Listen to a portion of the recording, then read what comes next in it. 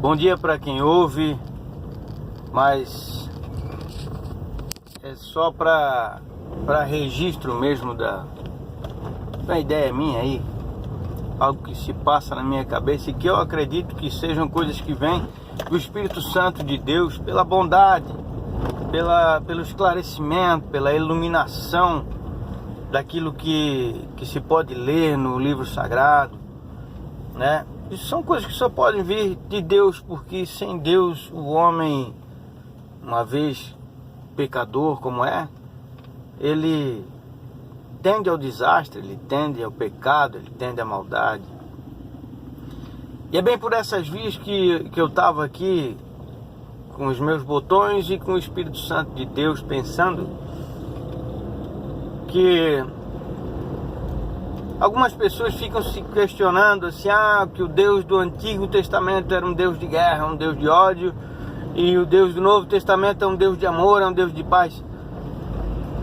Mas isso para mim é inconcebível, que esse Deus no qual nós acreditamos, soberano, altíssimo, criador de todas as coisas, seja um Deus mutável, seja um Deus que aprenda.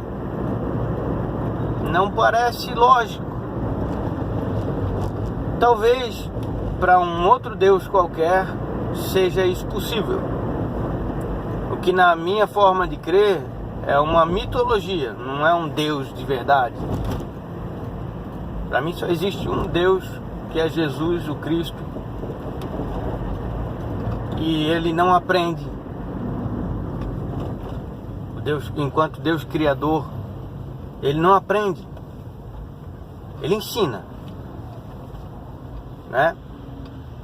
Então, como que a gente pode olhar para a Escritura e perceber que é o mesmo Deus que disse para reis irem à guerra, que ele os abençoaria com a vitória da guerra, é o mesmo Deus que disse que nós devemos sofrer as injustiças, porque ele nos recompensaria, ele se agradaria de nos ver sofrer injustiças para o bem de alguém, para o amor de um próximo. Ele nos consolaria. Então, eu penso que o que se deve perceber é que tanto o Novo Testamento quanto o Antigo Testamento, eles não estabelecem uma forma de santificação para o ser humano. E quem não presta atenção nisso é justamente quem cai no erro da religiosidade. O judeu enxergou na lei uma forma de santificação. Ele aderiu àquilo em detrimento do amor ao próximo e a Deus sobre todas as coisas, como a si mesmo. Ele preferiu cumprir as regras de santificação, mas esqueceu a caridade. Como Jesus falou, né? Vocês dão o dízimo do coentro e de tudo mais, mas vocês esqueceram a caridade. E no Novo Testamento, as pessoas também transformaram o Novo Testamento numa nova lei, e eles obedecem essa lei, onde a gente vê pastores riquíssimos ganhando mais além da sua própria riqueza meritória, um salário da igreja, enquanto que nessa igreja existem pessoas pobres, com dificuldades financeiras, que se talvez a igreja, ao invés de pagar esse salário, pagasse a mensalidade de uma faculdade para aquele pai de família, ele daria melhores condições para a sua família. Mas eles têm que cumprir a nova lei que diz, Paulo disse que tem que pagar contribuição financeira para aqueles que ensinam a palavra. Meu irmão, para quem estiver precisando, né? Se o cara, apesar de viver para aquilo, de ter essa vida ministerial integral dedicada, ele tem ótimas rendas próprias que não provém da igreja, ninguém precisa subjugar um irmãozinho a ficar sem nada para que aquele milionário rico receba mais um salário em cima do seu montante. Onde é que ficou o bom senso quando se faz isso? Né? O problema da humanidade é iniquidade. A Bíblia fala isso, e os homens concordam nas suas filosofias e estudos aí, até os ateus, que equidade é bom senso de justiça, é saber o que é certo e o que é errado. E o problema da humanidade é iniquidade, é não saber o que é certo e o que é errado. Aderem a uma lei que não é lei, mas encararam o Novo Testamento como lei e vê um irmãozinho perecer enquanto o bolso do outro se lota por conta dessas regras, essas formas de santificação estabelecidas a partir do homem mesmo, numa leitura errônea da Bíblia. Antes de mais nada, sempre estará o bom senso. Paulo disse: ajude financeiramente aquele que prega a palavra, que ensina. Ele disse porque ele mesmo passava dificuldade para reservar tempo para ensinar as pessoas. Ele não tinha tempo de fazer suas tendas, e o Sinédrio, do Sinédrio ele já não era mais um membro, não recebia mais salário do Sinédrio, e as tendas ele nem sempre tinha tempo para fazer, porque estava ensinando a palavra para o povo. Então eu acho que esse cara ia dizer: não, ajude financeiramente, pelo amor de Deus, vocês não me amam? Eu amo vocês com o ensino da palavra, vocês não me amam com sustento? Pelo amor de Deus, que Jesus é esse então que está estabelecendo essa igreja? Agora, se você chegasse para um José de Arimateia, vamos imaginar que ele fosse um ensinador da palavra, e perguntasse: José de Arimateia, o que você acha aí? Devemos lhe ajudar financeiramente? Muito provavelmente ele diria: não, cara, não preciso disso. Vocês podem usar o dinheiro para o bem de um outro. Quanto a mim, eu estou legal. José de Arimateia era rico. Os ricos e os pobres sempre estiveram, sempre existiram. E as bênçãos de Deus não é a estabilidade financeira de cada um, mas é a paz interior de todos. Quanto mais nós conseguirmos colocar os nossos corações no que está acontecendo agora, nesse homem que vai de moto à minha frente, nessa pessoa que está perto de mim, próximo, agora, tanto que a Bíblia sempre fala, é o dia de hoje. Quanto mais a gente conseguir ficar nesse âmbito das coisas, sem trabalhar o futuro, com pessoas que você nem sabe se estarão nesse futuro que você imagina, ou o passado, que já foi, e não tem mais como mudar, mas nós estaremos de acordo com a paz que Deus quer para cada um de nós, com dinheiro ou sem dinheiro. Então,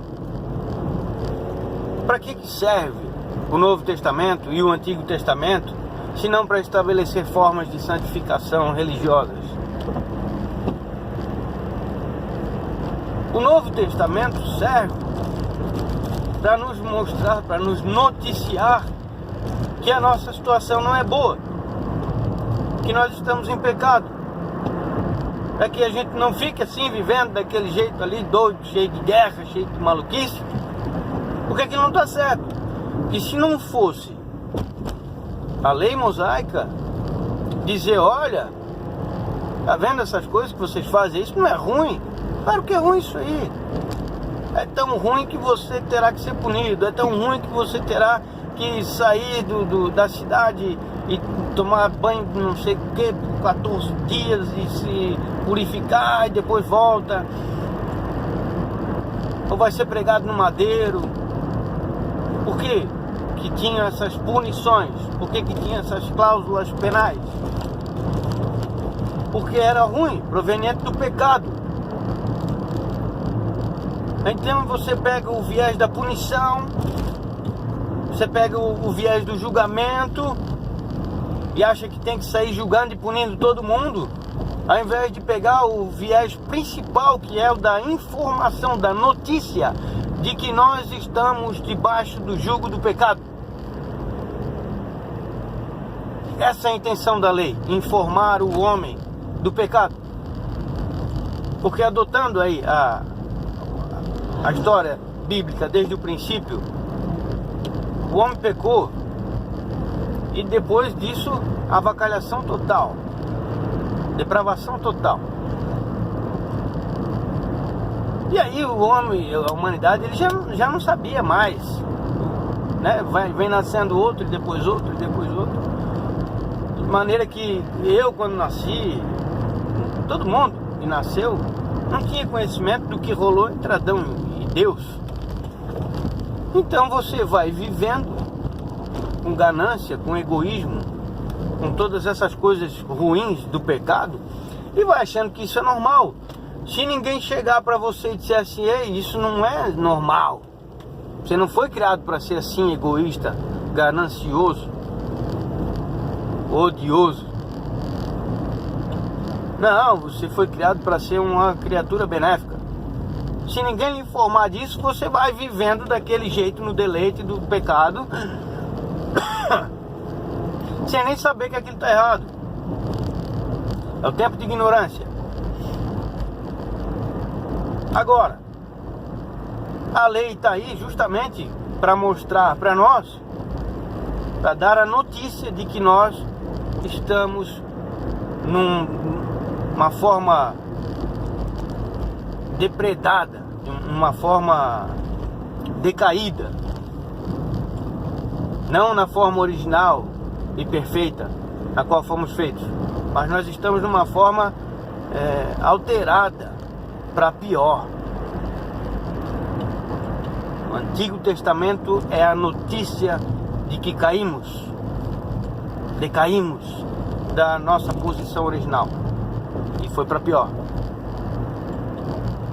Automaticamente também o Antigo Testamento mostra o quanto Deus é diferente de nós, ou nós diferentes de Deus, o quanto nós fomos feitos à imagem e semelhança de Deus, portanto nós éramos até certo ponto semelhantes a Deus. Mas quando a gente olha para nós e vê que a gente é tão diferente de Deus, então o Antigo Testamento ele mostra para nós que nós estamos decaídos, e mostra para nós que existe uma forma santa. Santo não é tolo. Santo é essa forma original, a qual fomos feitos primeiro.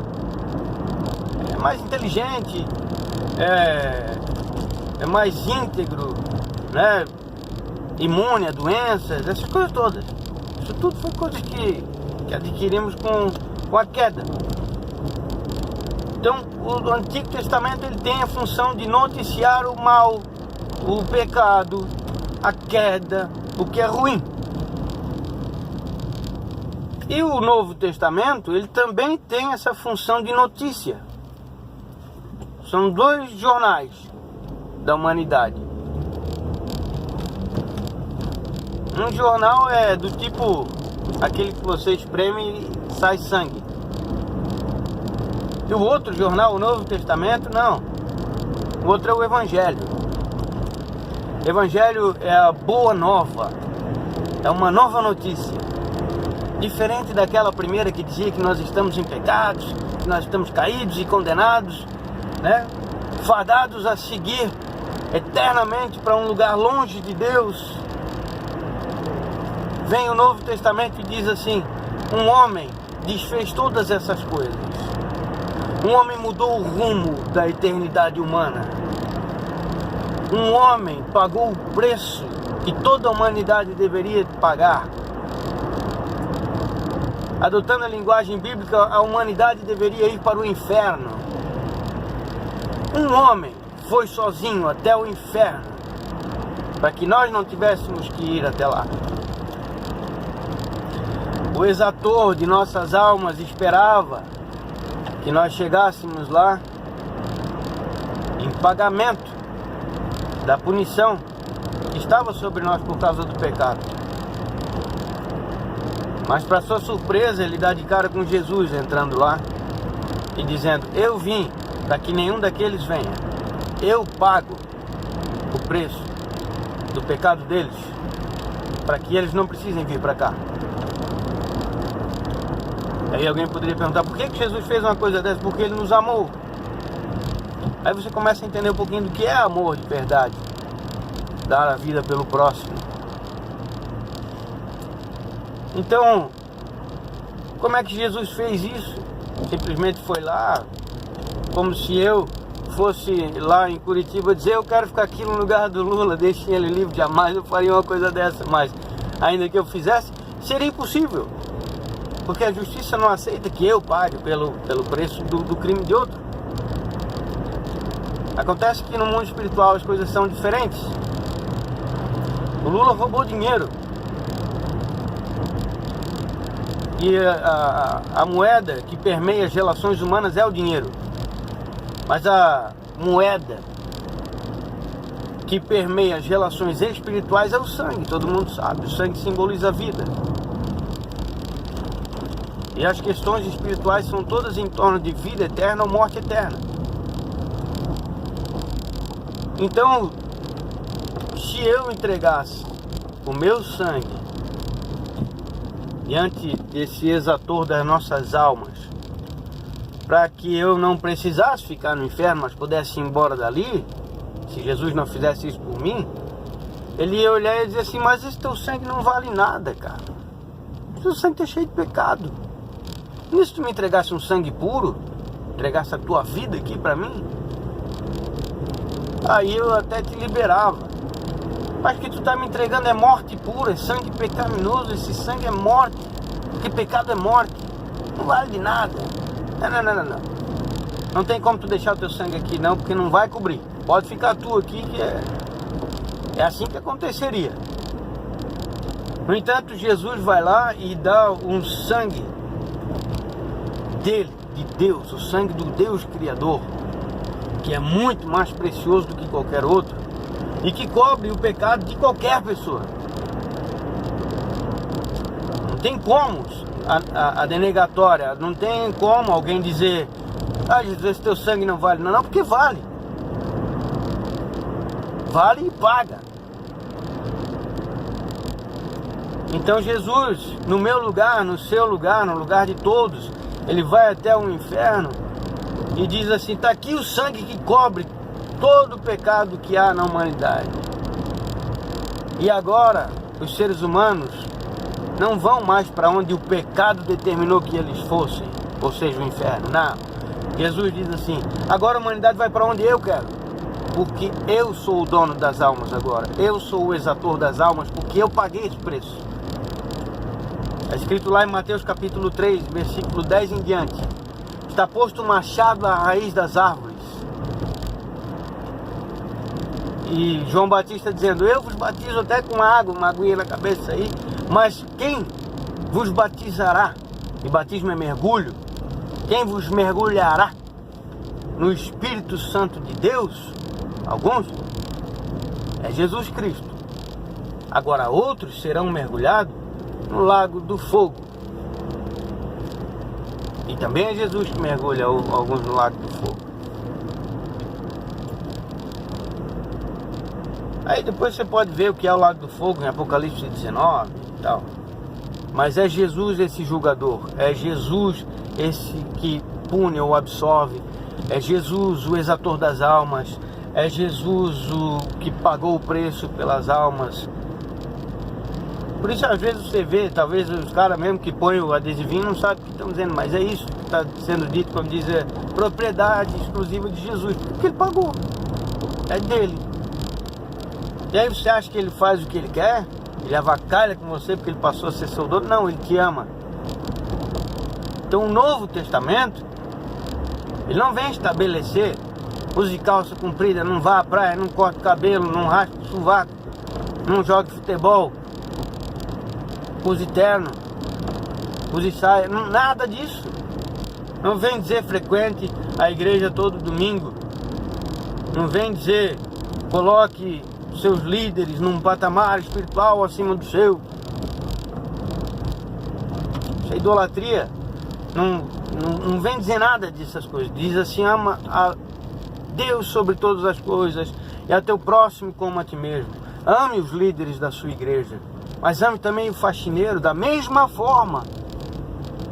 E ame aquele que nem faxina faz, só vai lá e senta no banquinho. Ame todos. Ame o mendigo que fica do lado de fora. Ame todos. Os que estão próximos de você. Aqueles que você não pode alcançar, eles têm outro próximo deles que pode lhe amar.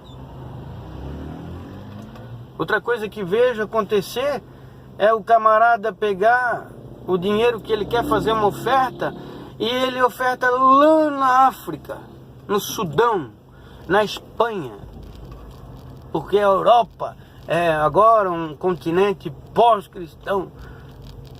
Tem gente morrendo à sua volta, meu irmão, na sua igreja. Tem gente precisando, tem gente com filho de boca aberta na mesa, esperando a comida chegar. Enquanto você manda dinheiro para a África e nem sabe o que é que vai ser feito daquele dinheiro. Por mais que lhe passem uma prestação de contas, por mais que lhe digam alguma coisa, saber você não sabe. Agora, o que você sabe da necessidade desse que está aí do seu lado. Isso você sabe. Enfim, Deus é o mesmo Deus da criação. Você pode ler a criação do Gênesis 1 literalmente, ou você pode ler como se fosse uma metáfora, uma forma de contar algo que não foi bem assim. Não interessa como é que você vai ler isso aí. O que você tem que entender é que aquilo é real. Deus criou todas as coisas. Ah, mas a divergência entre o que a ciência diz do dinossauro e o que os cristãos, alguns cristãos dizem, né? A Bíblia diz, se não me engano, que no quinto dia Deus criou os répteis. Dinossauros são répteis. E no sexto dia Ele criou o homem. E os répteis os dinossauros foram extintos entre o quinto e sexto dia, porque ali não diz que cada dia tem 24 horas. E a gente sabe que na ciência de Deus, Ele pode compreender milhares de anos em um dia e compreender um dia em milhares de anos. Mas ainda assim, vamos supor que cada dia daquele seja 100 milhões de anos. Só uma suposição. Então, em 500 milhões de anos estavam criados os répteis. E de 500 para 600 milhões de anos Deus faz o homem. E nesse meio tempo, homens e dinossauros conviveram juntos antes da extinção total dos dinossauros da Terra. Conviveram juntos. Por que eu digo isso? Porque é só você ler Jó 41, 42. Você vai ver a descrição de 2 dinossauros feitas por Jó, um homem que viu dinossauros e descreveu eles na Bíblia. É baboseira. O que de fato acontece é que Deus criou o homem, lhe deu uma ajudadora, diz para ele: alimente-se de frutas, verduras e ervas. Outorgou a ele o cuidado do planeta. Você que vai lavrar a terra, você que vai cuidar disso aqui tudo. Claro, já sabendo que o homem multiplicaria, porque ele mesmo disse: crescer e multiplicai-vos, né? E a terra não ia produzir tanto trabalho que o homem não desse conta, porque ainda nem tinha sido regado, estava tudo ainda em fase de crescimento. Enfim, o plano era perfeito para o homem deitar e rolar numa paz tranquila, com família, com filhos, com os animais, se alimentando só de coisa boa. Eu mesmo não consigo comer só verdura, fruta e ervas, mas qualquer um que fizer o teste vai ver que esse tipo de alimento é que faz bem para o homem. A carne faz mal, o fast food faz mal, a gelatina faz mal, Coca-Cola faz mal. Vai fazer bem são os chazinhos, são as raízes da terra, são as frutas, as verduras. Então Deus é o Deus que fez o mundo para ser um lugar de paz. O homem adquiriu o pecado e vai à presença de Deus para falar de guerra, e mais guerra, e mais guerra, e mais guerra. Aí o mesmo homem vem dizer que Deus é um Deus de guerra. O homem só falava sobre guerra com Deus. Eu vou contra os meus inimigos, ou não vou, ganharei ou perderei. Deus, se eu não responder isso, vou falar sobre o que com eles? Eles não falam outra coisa. Aí vem o Novo Testamento e Deus chama nós de novo para esse descanso, para essa paz, como está escrito em Hebreus 4. Ei, vem cá, volta para cá. Criei vocês no 6º dia, no 7º eu fui para o meu descanso. Convidei vocês para virem junto. Vocês não vieram. Mas eu dou mais uma chance, venham agora. E quem quer vai, quem quer crer vai, quem não quer não vai. Mas aí, ao invés de aderir a isso, entrar no descanso de Deus sabático, a gente fica falando com Deus sobre emprego, carro, roupa, dinheiro. E nós mesmos depois voltamos e dizemos que Deus é um Deus materialista. Essa nossa ânsia inacabável, insaciável, de definir o que Deus é, quem Deus é que é uma idiotice total. Deus é o Deus da criação, Criador dos céus e da terra e de tudo que neles há. O propósito que Ele fez lá é o mesmo que é para hoje. O corpo de Cristo, que se ajuda, que cada um tem uma função, já era para ser lá.